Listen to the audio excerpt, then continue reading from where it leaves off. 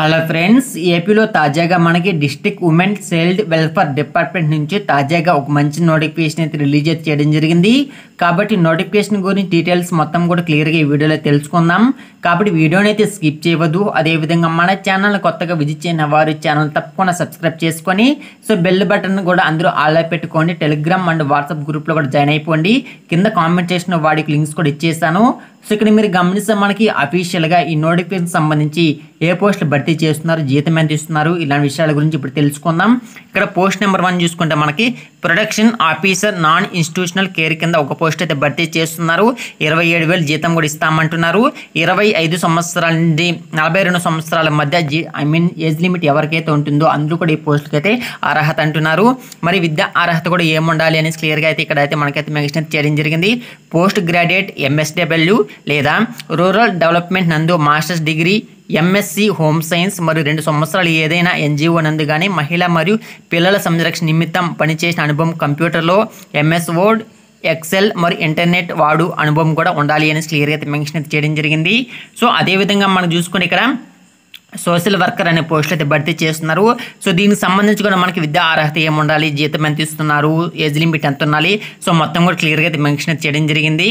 So తర్వాత మనకి doctor అనే ఉద్యోగాలు అయితే భర్తీ చేస్తున్నారు. అది కూడా మనకి పార్ట్ టైమ్గా. సో దీనికి సంబంధించిన డీటెయిల్స్ కూడా మీరు కూడా చెక్ చేసుకోండి.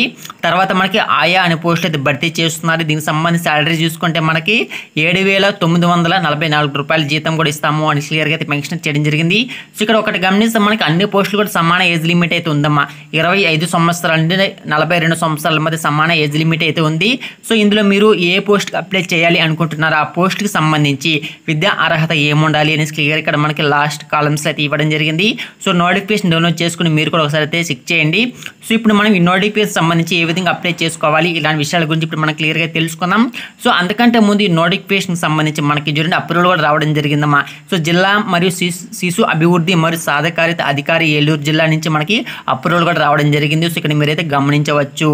ఓకేనా. సో అప్లికేషన్ అనేది మీరైతే ఆన్లైన్ ద్వారా అయితే అప్లికేషన్ అయితే పెట్టుకోవాల్సి ఉంటుంది. డైరెక్ట్గా నేను మీకైతే లింక్ అయితే ఇచ్చేసాను కింద కామెంట్ సెక్షన్లో.